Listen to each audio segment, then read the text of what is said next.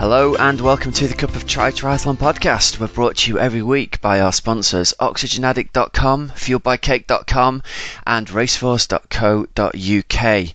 A slightly different episode this week. It's just going to be a short little intro from me.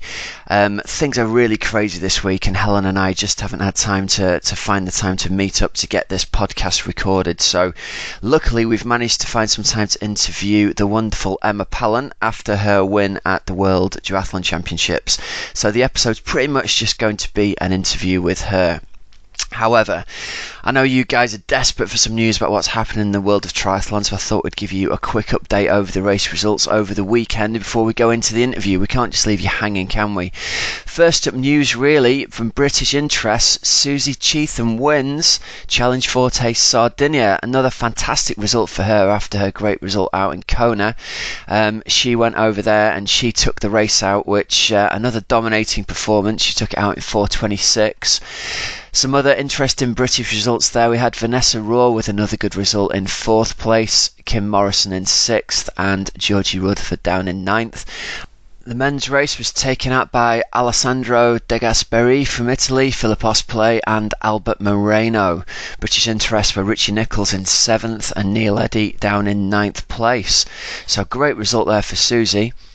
Shooting on over to Ironman 70.3 Turkey, a great result for Caroline Livesey. She takes out 3rd place in what all results are telling us was a really brave run. She was right up there in the swim. She was pretty much leading off the bike and got into a real battle. She was hanging on there in 3rd place. A couple of girls ran up to her and closed within a couple of seconds according to race results, and then she drove on and pushed away from them. So great to see her on another podium. Some great points there towards her Kona campaign for next year, and it's always really good to see somebody battling for the win there. So that's great there. Race was taken up by Alexandra Tondeur from Belgium, Guru Frades from Spain, and then over on the men's race we saw a good result from Freddie van Leerd after his disappointing race really over at Kona. He takes it out in 3:53 from Paul Schuster of Germany and Patrick Langer of Germany as well. And one other little tidbit of information that'll be of interest especially to our British listeners. We made a call last week that we were going to see possibly the movement of Challenge Weymouth over to Ironman UK, and it has happened. It's been confirmed just in the last 24 hours that there's going to be not only Ironman 70.3 Weymouth but also Ironman Weymouth. So both of those taking place on what we believe is going to be the same weekend as Ironman Wales next year. So another race there for the UK for next year. So exciting times, and we're seeing a lot more growth in these British races coming along, which can only be positive news. Now, exciting news, we're hoping to have an interview with the race directors from Triathlon X. Some of you will have heard of Triathlon X under its previous title of Wasdale X, which is pretty much chasing after the title of certainly the most difficult Ironman in the UK and possibly the most difficult Ironman in the world. For those of you not in the know, it involves this year the swim's going to be in Windermere, not in Wasdale, and then the route takes in the Fred Whitton Challenge, which is one of the universally regarded as Britain's hardest cycling challenge. There's something crazy like 3,500 metres of climbing on the course. And then followed by the run goes off an out and back loop all the way to the top of Scafell Pike and back, which has got to be one of the most stunning and most difficult run courses as well. So we're trying really hard to line up some time to interview those guys, and hopefully going to have it on the podcast for next week for you. Now, one last shout out before we finish today and go into today's interview. If any of you are interested in a bit of warm weather training, I know the nights are closing in and the clocks have changed. Oxygen Addict are putting on a training camp this year. We're headed out to Fuerteventura on Wednesday the 3rd of February. We're going out for 7 days of training. At the moment, the camp is taking shape around the athletes that sign up. So whether you are a fast or slow athlete, have a look there, and as athletes decide they want to come, we're going to decide how we tailor the camp, whether it's going to be towards faster athletes or slower athletes or everybody in between. We'll certainly be looking to have different speeds of groups, and really it's going to be a bike based week. We're going to have 3 or 4 different swim coaching sessions a week. We're going to have the opportunity to run every single day, but the majority of the camp is going to be based around getting out of the winter weather, getting over into the sunshine and doing some serious base miles with some good company, covering some great roads. The tarmac is mostly ribbon smooth out in Fuerte. We've got some fantastic climbs to go through as well. We'll be staying at the Playitas Resort, which has got its own 50-metre pool. It's got swimming from the beach in the resort as well. It's got bike hire in the resort. It's pretty much everything that you could hope for in a triathlon-based resort. So if you're interested in a bit of winter training, check on over at oxygenaddict.com/training camp. You can just follow the links from the main Oxygen Addict page. And a last shout out to our other sponsor, raceforce.co.uk. We've got some great feedback coming back from the athletes who've travelled with them out to Challenge Sardinia this weekend. If you are interested in them either taking your bike out next year to one of the major races on their bike bus tour, or if you're interested in booking hotels and accommodation and having them just deal with all the accommodation hassles for you, check them out over at raceforce.co.uk and you can get yourself a 10% discount on any of their products using the code COT10. Right, going to hand you straight over now to our interview with Emma Pallant. Hi Emma, and welcome to the Cup of Tri podcast all the way over from Sydney, Australia, where you're at the moment. How are you doing today? Yeah, good, thank you, Rob. Hello to you and all your listeners. All my listeners. I like that. Sounds very professional. So listen, first up, thanks very much for finding the time to talk to us. It's kind of early morning where I am and late night where you are, so I'm sure it's been a bit of a long day for you so far. We've got to start off by congratulating you, really, because you're now obviously World Duathlon Champion after your performance last weekend, so congratulations on that. Thank you very much. Yeah, it feels it's taken probably about a week to sink in because we've been building up to it for so long. But yeah, it feels really good, and it was a great day. So listen, you've come from a background in running and then moved on over to triathlon as far as people in the public eye are concerned, and I'm sure it's not been quite that easy a transition for you. So how about you start off by telling us a little bit about yourself, and let's start with your background as a runner, really, back when you were a schoolgirl athlete, I suppose. Yeah, back in the day.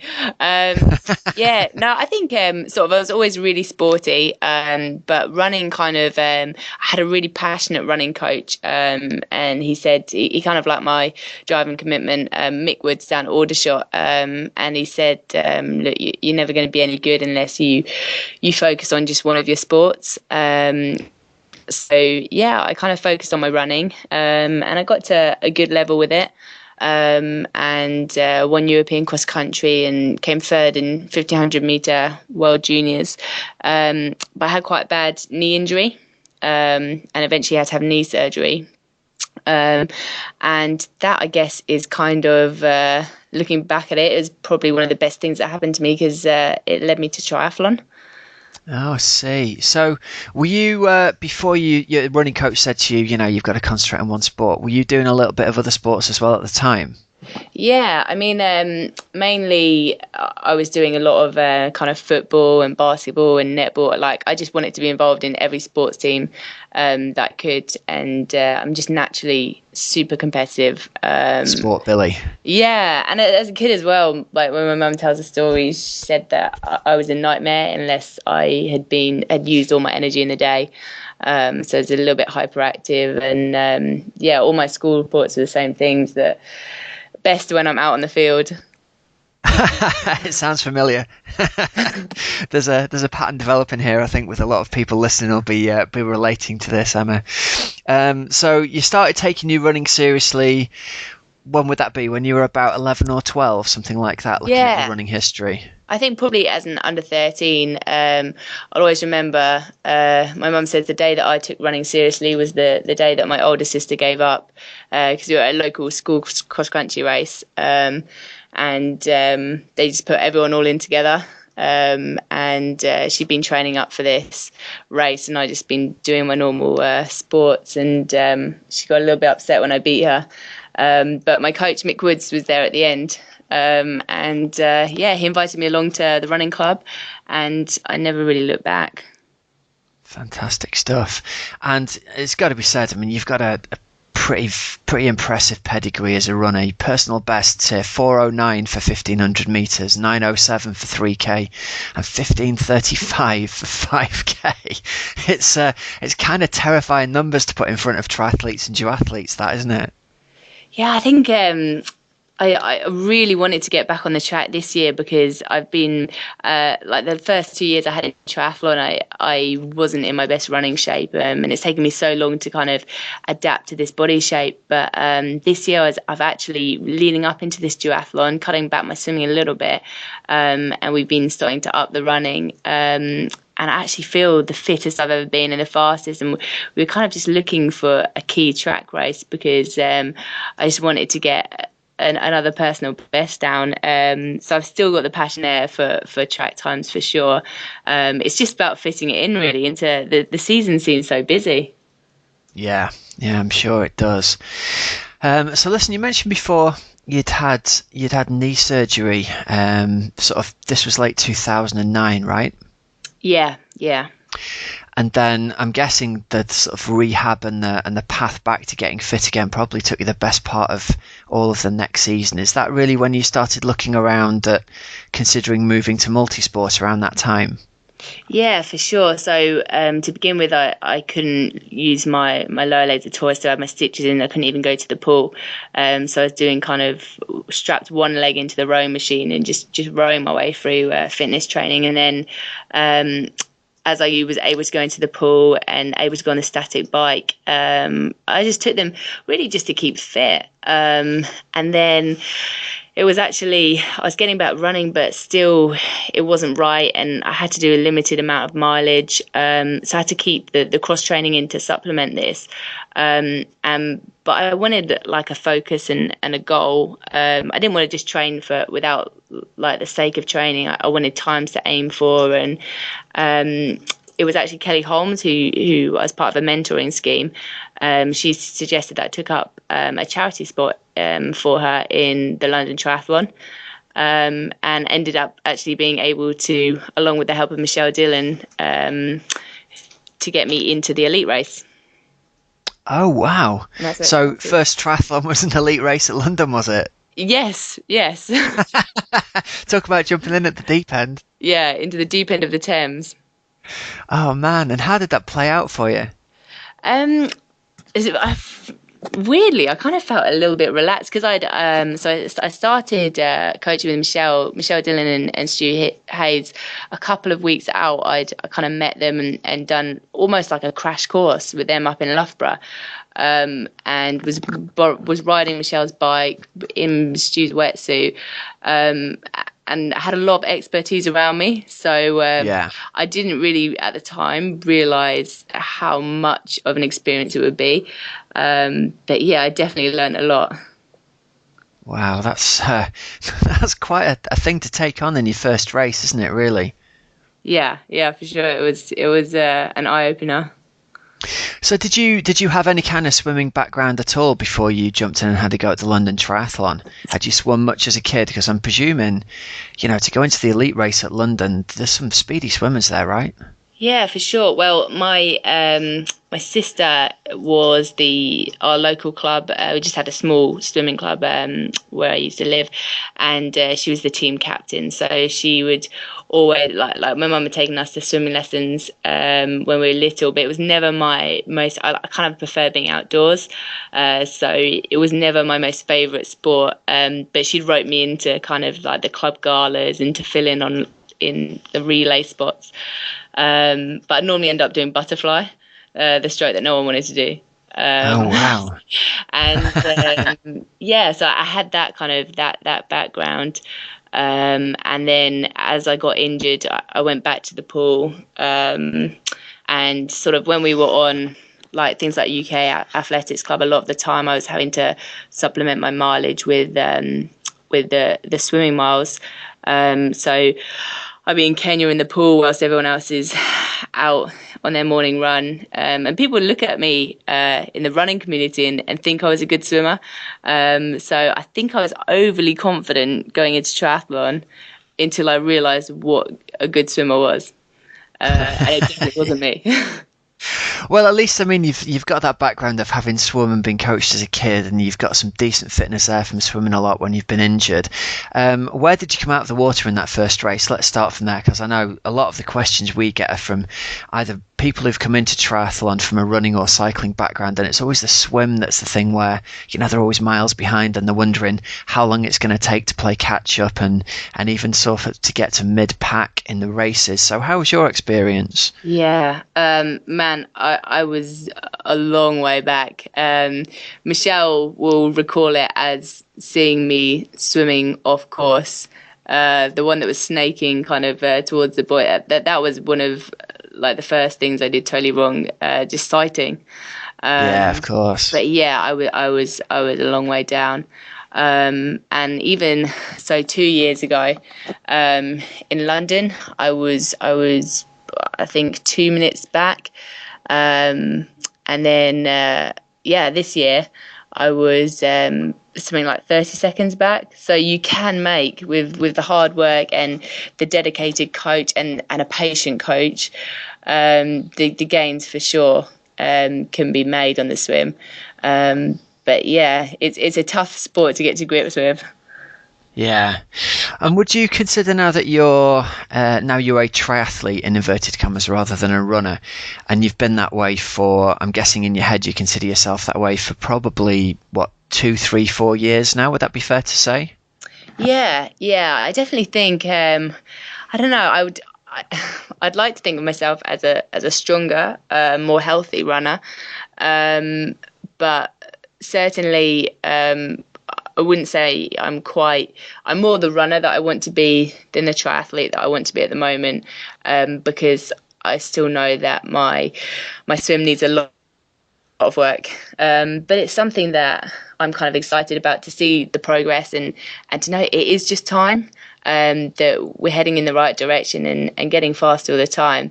But certainly by no means kind of where I want to be at the moment. Okay. And what does your sort of standard training week look like at the moment? How many times are you swimming compared to running and biking? So we go through, I mean, Michelle periodizes it. Again, it's totally dictated by the race. So towards the duathlon, we were doing a lot more running. So of course, yeah. did a couple of double run days. On average, I would train 3 times a day. And less like an active recovery day on a Friday. But in the winter, the focus will be on the swim, and we'll be doing more double swim days. But yeah, it's kind of that a typical week would be 3 times a day with an active recovery session on a Friday. So you're swimming, you're biking, and you're running every single day. And then in the winter time, you'll move even more of your focus onto swimming, and sometimes you'll be swimming twice a day, huh? Yeah, for sure. And actually something this winter, Stu's going to be taking me into the gym, and getting stronger there as well, because now I'm kind of starting to get to grips more with the technique. Then the land training can really come into play as well. That's really impressive. It's a super amount of dedication, isn't it, to try and play catch up as an adult, trying to learn to swim with guys who swam when they were kids. It sounds like you're putting the hard yards in. Yeah, but it's a good challenge, and it's so fulfilling to see the progress, and just to feel it, and to have, like, for me, just to have all these supportive people around me. It's not an effort at all, and I'm just so fortunate and grateful to live this lifestyle, because as a runner it was great, but there's not much more training you can do than once a day, whereas here you can I can be out training all day, and yeah, I love it. That's great. I mean, the passion you've got for the training really comes across, and it sounds almost as though the little girl who couldn't be contained in a classroom still lives on strong within the adult you, and that you just love being outside running around all the time. Yeah, I think I'm the female Peter Pan. I just don't want to grow up. That's all it is. Right, so listen, let's fast forward to this last weekend. The World Duathlon Championships is in Australia, so you're pitted up against the best that Australia's got to offer, and we all know that they put some serious competition out there when the Worlds are on their home territory. Can you talk us through your race a little bit, do you think? Yeah, so going into it, I was flying from my hometown, Twickenham, so still a little bit sore from the rugby result, which gave me a kick up the bum. Seriously, looking at studied the start list with Michelle, and we kind of knew that from the triathlon scene, you had Ueda in there, who had just won a World Cup in Cozumel. So was in good form. Felicity Shady-Ryan again had just won a World Cup in Hungary, and then the defending world champion from France, Levenez, and who'd won European Duathlon, and also Gillian, who'd come third, the Australian, third I think in Edmonton World Series, and also had won the under-23 duathlon, World Duathlon last year. So we studied the start list hard, but that was kind of the preparation from the admin point of view. But I felt good. I felt prepared. We just done a Team Dylan really big training block out in Egypt. And I knew that from my run times on the track, from my running days, there were times that I had never run as a runner. Or shorter recoveries and bigger sets, and mixed in with the cycling and swimming, I felt really fit. And all the time I'd spent kind of chasing Stu's wheel and training with Pav, I felt good. I kind of felt ready for it, really. And I think I was quite relaxed again beforehand, which is a little bit unlike me. So it sounds like the relaxation on the start line is a big key part for you, right? Yeah, for sure. I think I often go into races sort of panicking a little bit about the outcome, about what it could mean for the rest of my season, what races I'll then be able to get in, whether it will support my lifestyle, etc. But before this, I think all my conversations with Michelle were just about the preparation. We never really talked about what would happen after the race or what the result would mean. Michelle just kept on reiterating to me, really, in the couple of months lead up, about deserving it. And I think that was something that for those 2 months, I kind of felt like I really did deserve a good result, and that I'd put everything on the line to prepare in the best way possible. And therefore, whatever the outcome, I would deliver the best performance that I could deliver on the day. So more process than outcome based, really, which probably has taken a bit of the pressure off you, hasn't it? Yeah. So from what I've read the race report online, from what's happening, it'll be easy to get, or interesting to get your take on whether things played out the way it's written. You ran with the front pack, you biked with the front pack, and then the fireworks went off on the second run. Was basically how the race report went down. Is that a fair representation of how it happened, do you think? Yeah, I think it sounds very cheesy, but the saying "train hard, race easy," I kind of felt that it played out a little bit. I was expecting the first 10K to be a lot quicker. I thought that the French girl would really take it out. But I felt super relaxed, and I felt really good. And then onto the bike, I couldn't believe when I looked around and Felicity wasn't there. There's 3 of us away, and I almost felt, I knew they were the best runners in the field. So I kind of had a moment where I wasn't sure whether to push with the other 2 girls or just to relax, save my legs, and because if the other group caught us up, it didn't really matter. But the 2 girls I was with were really keen to push it. So we got into a good rotation, and we all did our turn on the bike. But again, I felt strong. I didn't really feel like it was taking too much out of me.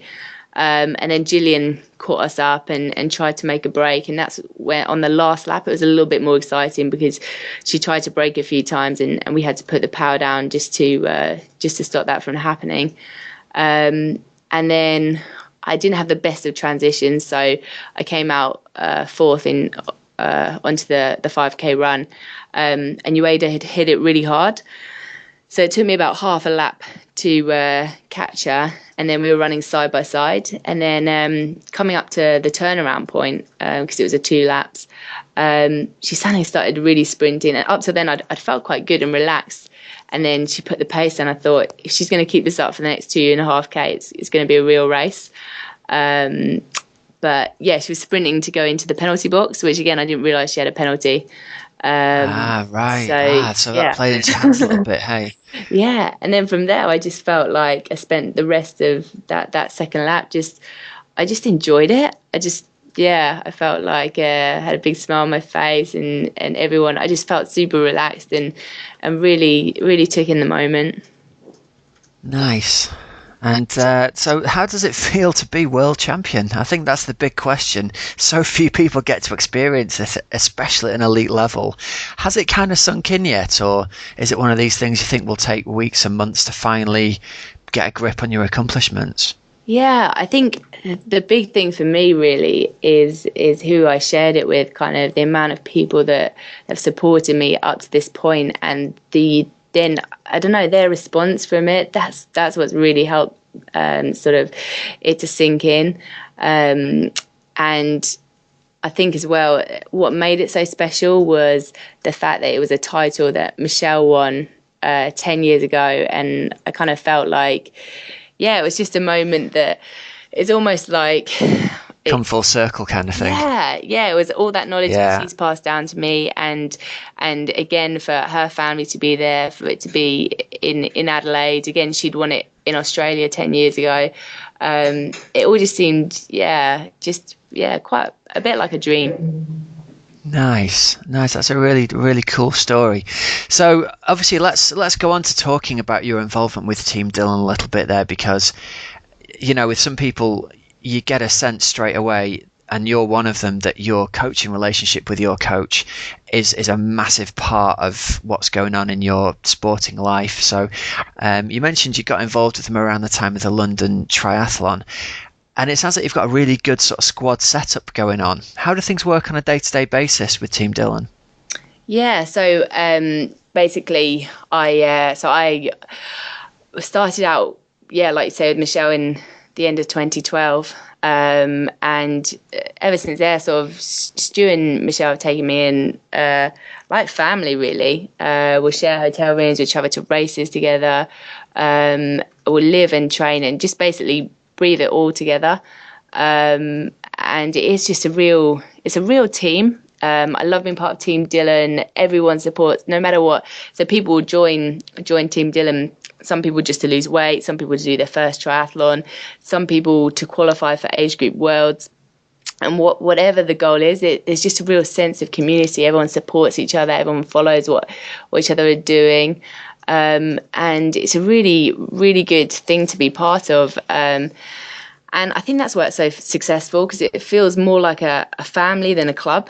And now I'm also doing some coaching for Team Dylan. And again, that just gives, because as an athlete, you can be very selfish and very self-absorbed in your world, and kind of seeing how much Michelle and Stu give to me and how much I'm able to then pass on.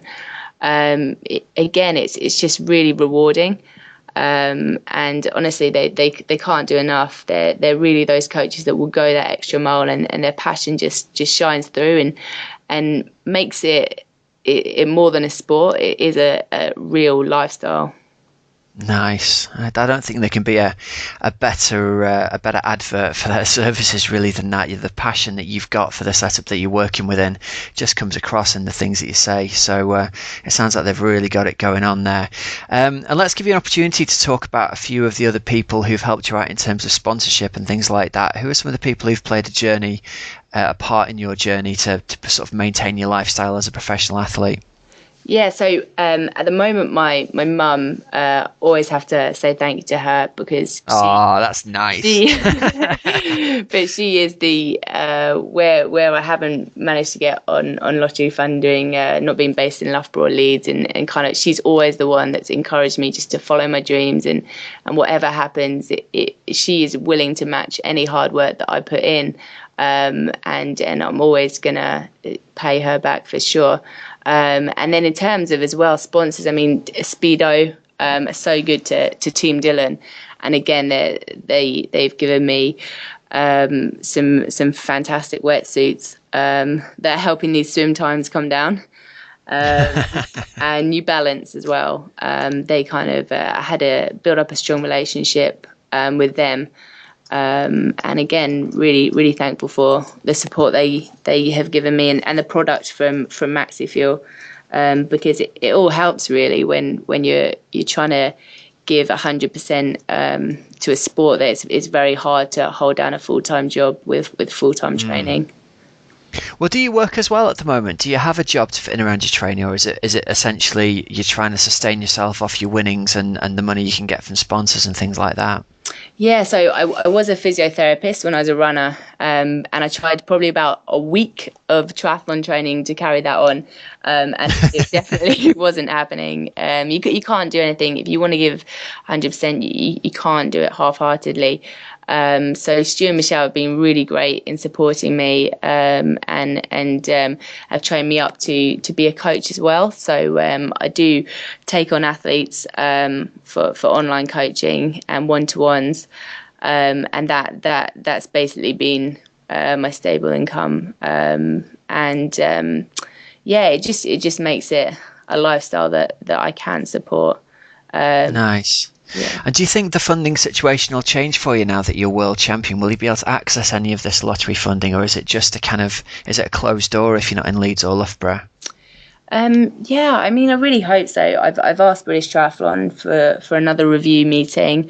I'm willing to show kind of all the evidence for all kind of that we're doing to make it work. And I know there are athletes out there who live abroad or train abroad, and are able to access funding. So I hope that at the end of the day, I guess my performances have to speak louder than my meetings, and I'm just going to keep on knuckling down and just showing them every best performance that I can do. And I think for me, the World Duathlon's really highlighted the point that I need to focus more on the performance rather than the outcome of how someone might interpret that, and what will be. So yeah, that's my goals for the future. Oh, fingers crossed that something happens there to help you out financially. So listen, we said we'd be 30 minutes, and I think our time is pretty much up. I know it's getting late where you are, and I don't want to keep you from your beauty sleep. So you definitely need to recover more than I do. So listen, thank you so much for taking the time to come on and talk to us. It's been brilliant having you on. Your passion for the sport really comes through in the things that you say, and I love the fact that you've given so much credit to the people who've helped you out along the way as well. You come across as a really selfless, kind person, and if anyone out there is looking for coaching and likes what they hear with you, where can they find out more about your services? On the Team Dylan website, or bot Michelle, the lovely Michelle, always writes bright, cheerful emails. So bot her an email on michelle@teamdylancoaching.com. And of course, we'd love to hear from you. Great stuff. All right, listen, thanks very much for your time. All the best for the future, and congratulations on being World Duathlon Champion. Thanks, Rob, and thank you everyone for listening. All right, we'll speak to you again soon, I hope, Emma. Take care now. Thank you. Bye.